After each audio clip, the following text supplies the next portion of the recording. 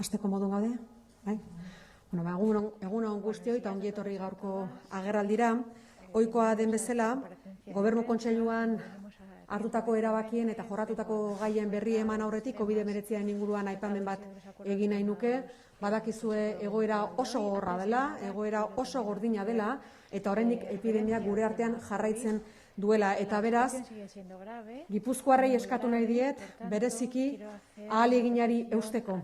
Badakit, denbora luzea daramagula pandemiarekin, baina eutsi egin behar diogu ahalegin honi, gutako bakoitzaren esku baitago guztion etorkizuna, eta hori astero errepikatzen dut, eta ez naiz aspertuko, badakigulako zenolako eragina duen gutako bakoitzaren jarrerak edo portaerak.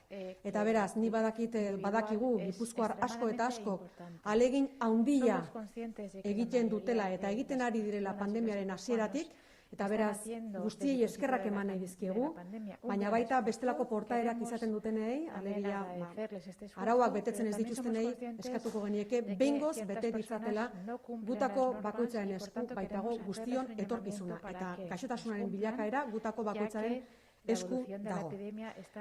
Lehen lerroan, gaixotasunari aurre egiteko lanean dabiltzan guztiei gure eskerrona eta aitortza luzatu nahi diegu, noski, eta COVID-19 eraginez, hildakoen senitartekoei doluminak adierazi, eta bestelako kolpea jasan dutenei, gaixo daudenei, edo eragin ekonomikoa, edo humanoa izan dutenei, gertukoak ikusi ezin daudelako, haiei gure gertutasuna ere adierazi nahi genieke. Lau gai beraz, gaurkoan Gobernu Kontseiluan adostu eta jorratu ditugunak, lehenengoa mobil, bigarrena banda ultra azkarra, hirugarrena gizarte politikako diru laguntza berriak, eta laugarrena ohi bezala gizarte politikako partea. Mobili dagokionez. Badakizute, mobil Gipuzkoako mugikortasun adimentsu eta jasangarriaren zentroa dela. Hor bi erabaki hartu ditugu, edo bi gai jorratu ditugu. Alde batetik, Usabalgo zentroan hilak 24ean inauguratuko dugu, Tolosan, bertan izango du mobilek behin-behineko egoitza, eta beste alde batetik, eskuzaitzetako hor izango du behin-betiko lekua, eskuzaitzetako proiektuaren erredakzioaren adjudikazioa ere gaurkoan onartu dugu. Esleipena, proiektuaren erredakzioaren esleipena gaurkoan onartu dugu. Bi iragarpen hauekin eta bi ekimen hauekin sekulako aurrera pausoa ematen du mobil proiektuak Gipuzkoan. Beraz, bi atal azpimarratzen dituen mobili dagokionez, lehenengoa Usabalena, behin-behinekoa bertan egongo da, eta hor 2300 metro karatu inguru izango dituen egoitza eukiko dugu, datorren hilak 24ean irikiko duguna, beheko solairuan showroom bat eukiko dugu, mobil zerdan zergatia eta helburuak eta ikusteko aukera emango duena. Lehenengo solairuan 500 metro karatu izango ditugu, eta bertan bulegoak, formakuntzarako lekua, eta laborategia erabiltzen ari diren enpresentzako tokia ere egongo da. Eta bigarren solairuan 1400 metro karatu inguru izango ditu, eta bertan laborategia egongo da. Energia biltegiratzearen laborategi aurreratua Zidetekek kudeatuko duena. Hoxe beraz Usabalen egongo dena, datorren 24ean ateak irekiko ditu, eta ekitaldi txikia egingo dugu noski, jakinda COVID-19 eta pandemia gure artean dagoela. Beraz, mugatua izango da pertsonen kopurua, baina lehendakariak parte hartuko du, baita Gipuzkoako diputatu nagusiak noski, eta Donostia eta Tolosako alkateek. Baita, elektromugikortasun arloko eragile nagusien ordezkariek ere. Ezinbestekoak ditugu, badakigu etorkizunarekin zenbaitan sortu zela mobil, hain justu kolaborazio edo gobernantza kolaboratzailetik etorritako proiektu badala, eta ezinbestekoak ditugu alor honetako eragileen lankidetza eta beraien bultzada. Bigarren atala beraz, lehen aipatzen dizuen Usabalgo irekiera, bigarrena eskuzaitzetakoa, aipatu dizuet esleitu degula proiektuaren erredakzioa, idomi egokitu zaio, 352.715 euro bideratuko ditugu ekimen honetara, eta 5 hilabeteko epea izango dute lanak egiteko. Eskuzaitzetan 10.000 metro karratu erreserbatu dira mobilentzat, eraikinarentzat eta beste 40.000 metro gorde ditugu mugikortasun berriaren arloko eragileak erakartzeko bertara. Polo garrantzitsu bat eraiki nahi dugu bertan. Mubil, proiektua bera eta inguruan erakartzeko espazio zabal bat 40.000 metro karatu izango dituena. Eskuzaitzetan izango duguna izango da noski usabalen jasotzen dena, baina baita bestelako proiektuak ere berrikuntza sartuko dugu bertan, laborategia, powertrain, hidrogenoa eta bar hortan lan egingo dugu. Aipatzen izuen, etorkizuna handiko proiektua dugu Mubil, etorkizuna eraikizen barruan sortutakoa, gobernantza kolaboratiboan oinarrituta sortutako proiektu bada eta etorkizunera begira guretzako proiektu estrategikoetako azpimarragarrienetako bat dena. Berez, Euskadi Next planean ere Europako funtsetatik 86,5 milioi euro espero ditugu proiektu hau indartzeko etorkizunari begira eta etorriko balitz 156 milioi eurora igoko litzateke egingo dugun inbertsioa. Beraz, sekulako apustua Gipuzkoako Foru Aldundiak egiten duena Mubili dagokionez eta mugikortasun, adimentsu eta jasangarriari dagokionez.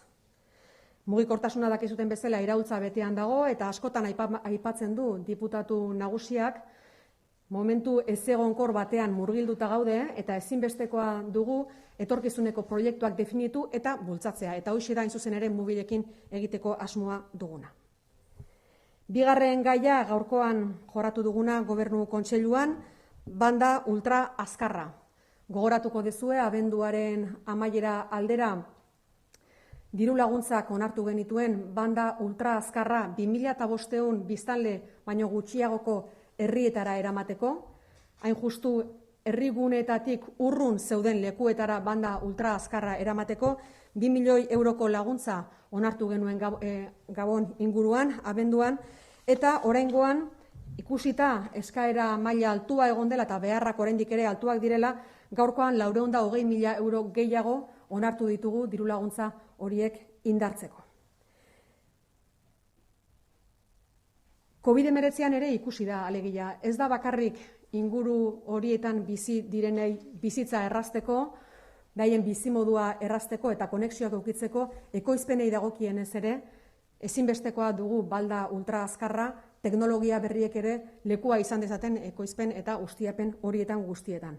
Eta honekin bilatzen duguna da, herri txikietan ere hoiek aurrera jarraitu alizatea, landa ingurunean ere apustu sendoa egiten dugu eta noski lurralde oreka ere bilatzen dugu egitasmo honekin.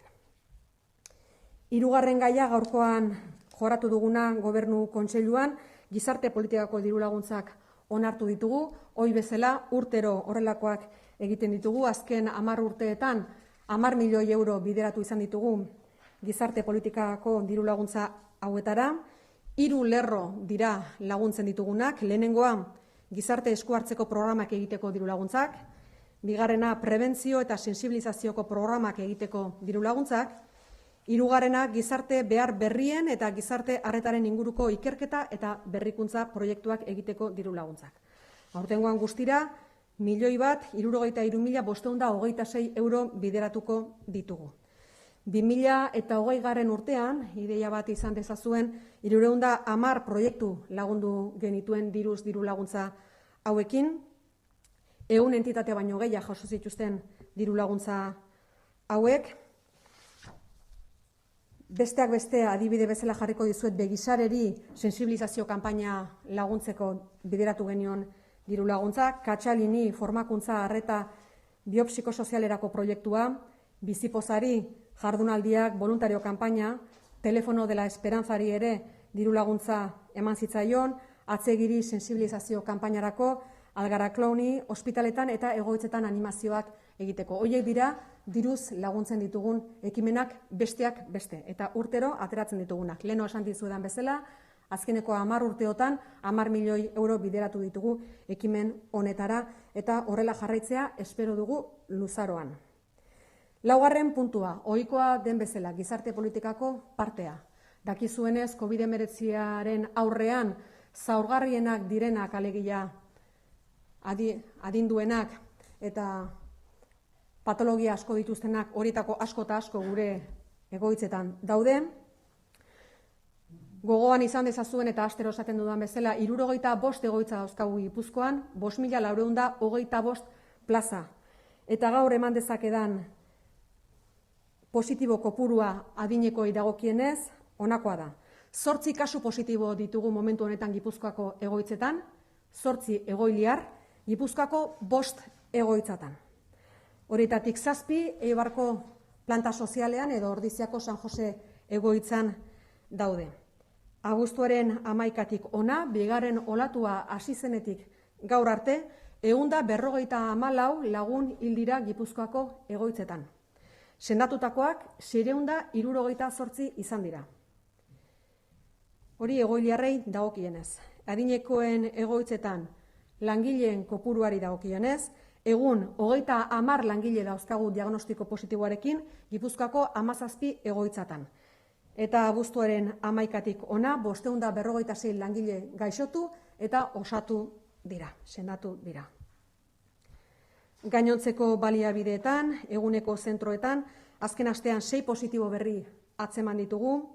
Desgaitasuna dutenei arreta emateko zentroetan 5 positibo atzeman dira eta 886 plaza dauzkagu guztira. Gizarte inklusioan 417 plaza dauzkagu eta ez da positiborik atzeman. Adingabeetan 400 plaza dauzkagu eta ez da positiborik atzeman. Eta hau guztia posible da, Gipuzkoako Foru Aldundiak diako profesionalekin batera PCR proba asko eta asko egiten duelako. Elkarlanean oinarrituta. Gaur arte 108.058 proba egin ditugu elkarrekin, eta azken astean 5.273 izan dira, egoiliar eta langileen artean. Voy a intentar resumir en castellano 4 temas que hemos abordado en el Consejo de Gobierno de hoy. El primer tema tiene que ver con móvil, segundo tema con la banda ultrarrápida, tercer asunto las ayudas a entidades de iniciativa social y la cuarta, como viene siendo habitual, el parte de política social.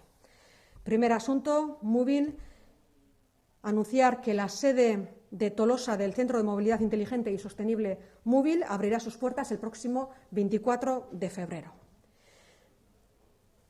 Al mismo tiempo, decir también y señalar que es un centro que va a estar ahí hasta que se abra y se inaugure el nuevo centro que va a estar en Eskuzaitzeta. Hoy en el Consejo de Gobierno hemos aprobado la adjudicación de la redacción del proyecto de la sede definitiva, que se ubicará, insisto, en Eskuzaitzeta.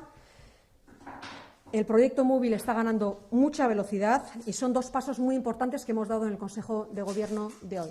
Por una parte, la apertura definitiva del centro de Usábal y, por otra parte, la adjudicación de la redacción del proyecto que tendrá lugar en Eskuzaitzeta a continuación.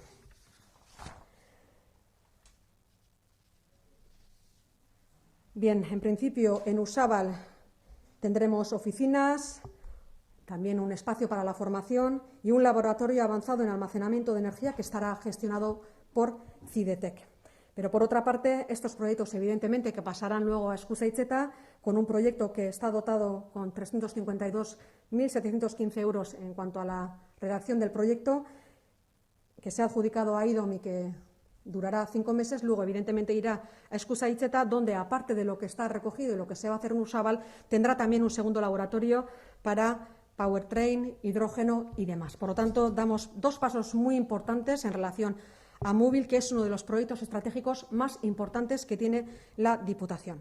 Un proyecto muy ambicioso, que viene evidentemente perfectamente alineado con los proyectos europeos que se nos pedían. De hecho, en el plan Euskadi Next se contempla móvil y esperamos obtener 86,5 millones de euros de esos fondos europeos. Si esto fuera así, la inversión total sería de 156 millones de euros. Por lo tanto, es una apuesta de calado para nuestro territorio y también para nuestro país. Y como suele decir muy a menudo nuestro diputado general, en un momento de enormes incertidumbres, como es el actual, es muy importante continuar con las apuestas estratégicas del territorio con más determinación si cabe. Segundo tema que hemos abordado en el Consejo de Gobierno de hoy tiene que ver con la banda ultrarrápida. Recordarán que en el mes de diciembre aprobamos subvenciones por importe de 2 millones de euros para llevar la banda ancha a aquellos municipios de menos de 2.500 habitantes que tuvieran dispersión del centro de la ciudad.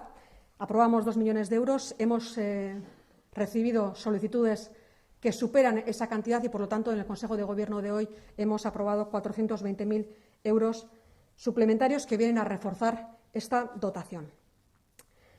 Esta decisión deja muy claro el compromiso de la Diputación Foral de Guipúzcoa con los municipios pequeños, con el medio rural y, evidentemente, también con el equilibrio territorial. No es solamente por hacer la vida más fácil, la vida familiar más fácil a las personas que viven en lugares tan dispersos y tan lejanos del centro de la ciudad, sino que también es una manera de facilitar las nuevas tecnologías que se vayan a incorporar en explotaciones y demás que se puedan realizar, con la intención de acabar con la banda ultrarrápida para el año 2022. Tercer tema que hemos abordado en el Consejo de Gobierno de hoy: entidades de iniciativa social que van a recibir subvenciones por parte de la Diputación Foral de Guipúzcoa. En los últimos 10 años hemos colaborado con estas entidades del tercer sector sin ánimo de lucro y les hemos dotado de 10 millones de euros. Este año, y en el Consejo de Gobierno de hoy, hemos aprobado una nueva convocatoria de subvenciones de 1.063.526 euros para realización de programas de intervención social, de prevención y sensibilización y proyectos de investigación e innovación para nuevas necesidades sociales que se puedan dar.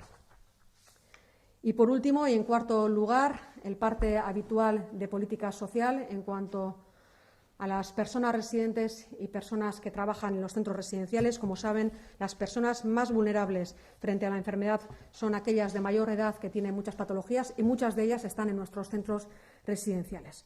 A día de hoy tenemos 8 casos positivos en 5 residencias diferentes. Insisto, recuerdo, 5.425 plazas en 65 residencias. Tenemos 8 casos positivos en 5 residencias diferentes de personas residentes. Desde agosto han fallecido 154 personas residentes y 668 han superado la enfermedad. Eso también lo quisiera remarcar. En el caso del personal de estos recursos, actualmente tenemos a 30 personas trabajadoras con diagnóstico positivo en 17 residencias de Guipúzcoa. Y desde agosto son 546 personas trabajadoras quienes han contraído la enfermedad y la han superado. La Diputación Foral de Guipúzcoa, y como suelo insistir todas las semanas, hace un enorme esfuerzo en colaboración con profesionales de la DIA para hacer pruebas PCR tanto a personas residentes como a personas trabajadoras. Hasta ahora se han realizado 108.048 pruebas, de las que 5.273 se han realizado esta última semana. Horietxek beraz gaurko Gobernu Kontseiluan hartutako erabakiak eta jorratutako gaiak, hemendik aurrera galderaren bat izango bazenute, erantzuteko prest naukazue.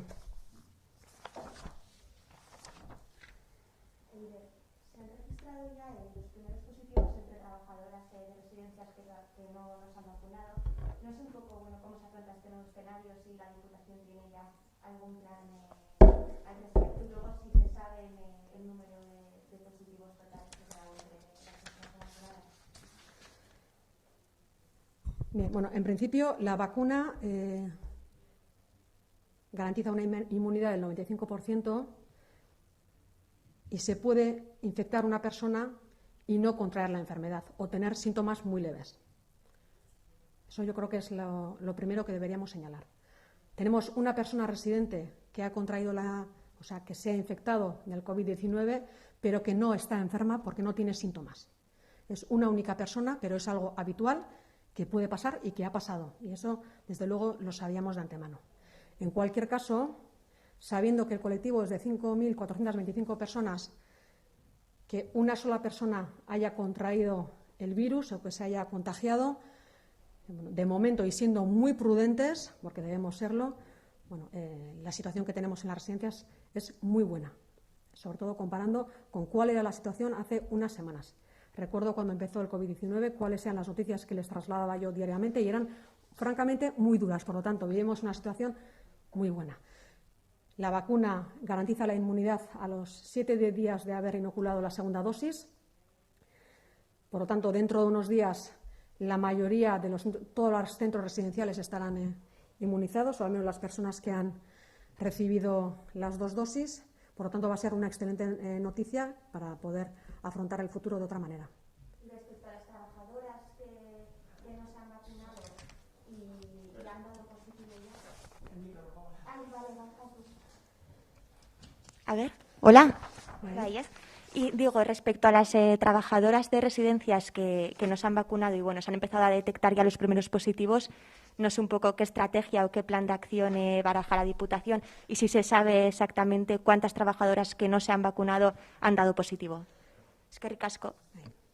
Bueno, en principio nosotros, en cuanto a la vacuna, desde luego lo que hemos insistido, en lo que hemos insistido desde un principio es que la vacuna es absolutamente segura y eficaz.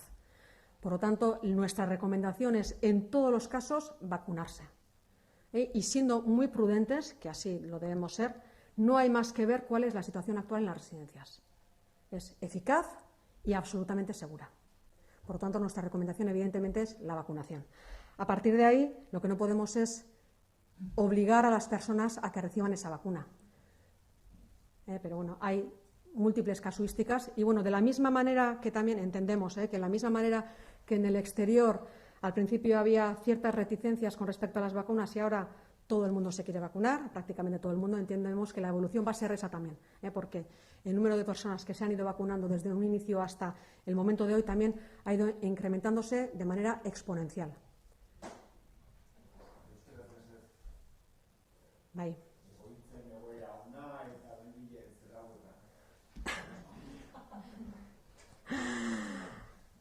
Bueno, ikusita gaur egun zein den egoera egoitzetan, 8 kasu positiborekin, 5.925 plaza dauzkagularik Gipuzkoan, gaur egungo bilakaera oso positiboa da, inolako dudarik gabe.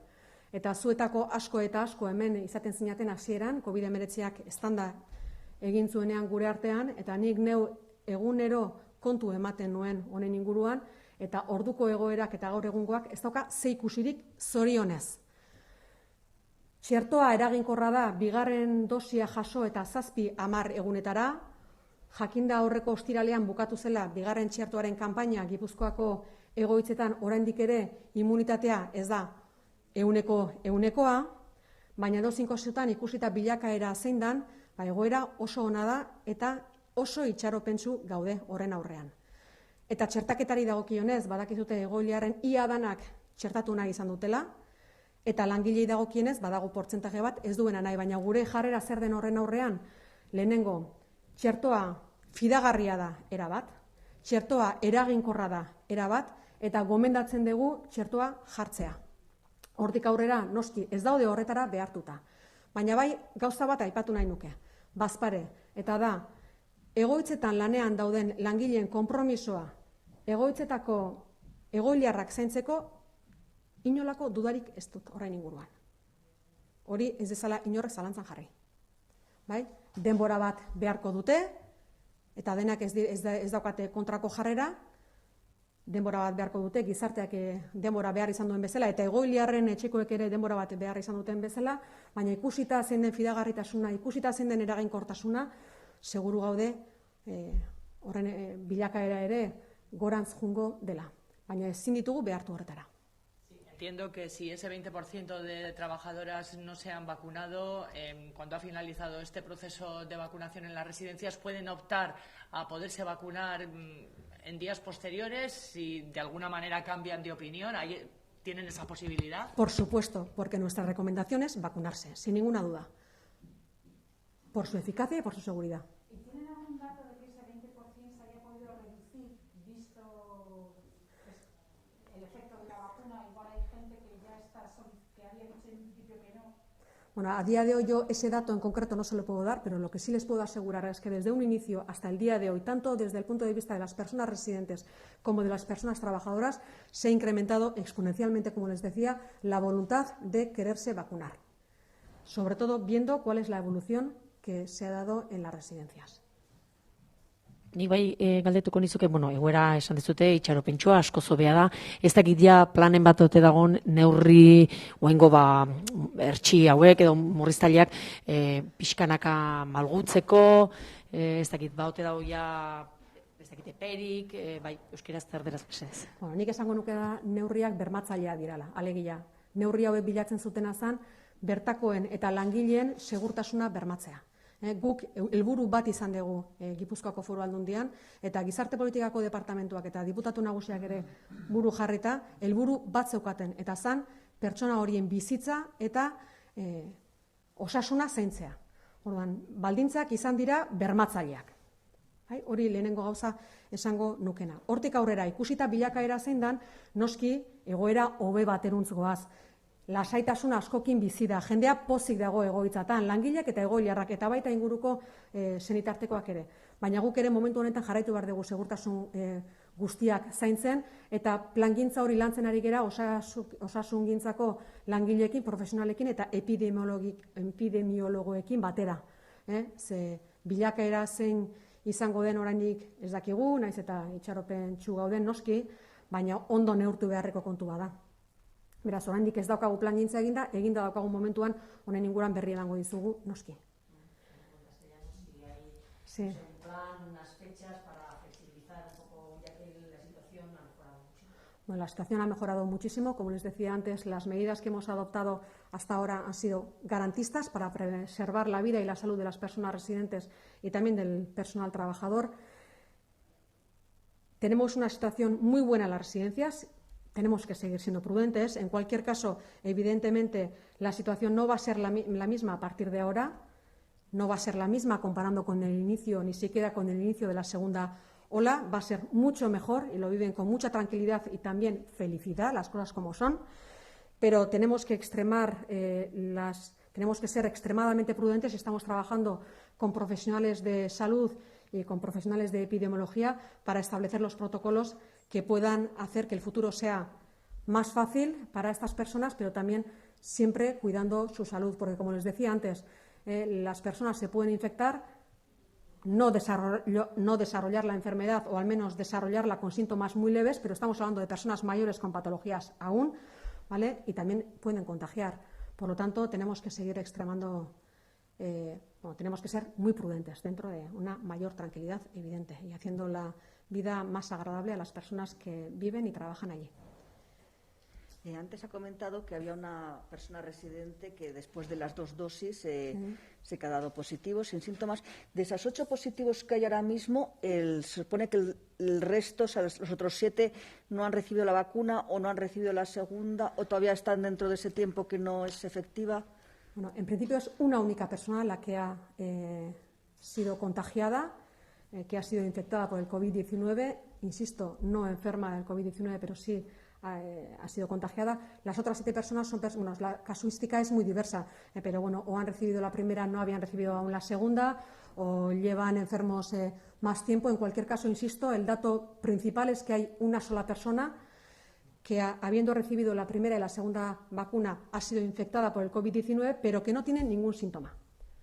Y en el caso de los 30 trabajadores, ¿cuántos habían recibido la vacuna? No sé si se tiene esa... No dispongo de ese dato, no lo tengo. Si les hace falta se lo podríamos pasar, pero yo no dispongo de ese dato.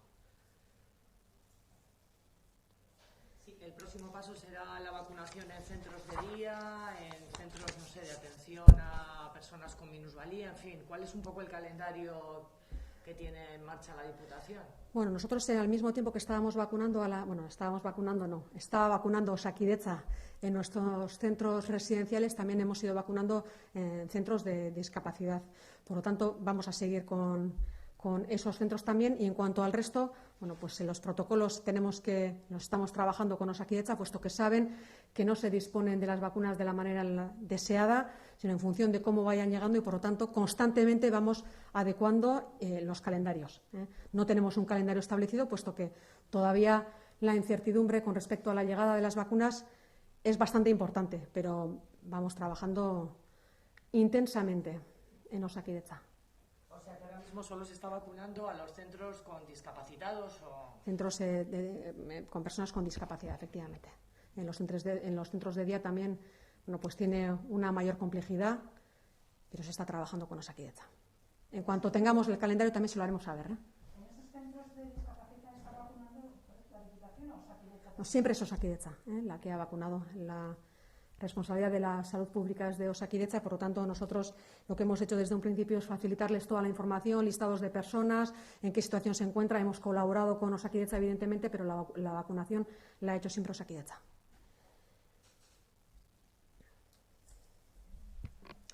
Bestelako galderarik ez Beste badago? galdera bat egoitzak, antzeko galdera da, baina Cadena Serrek egin diguna.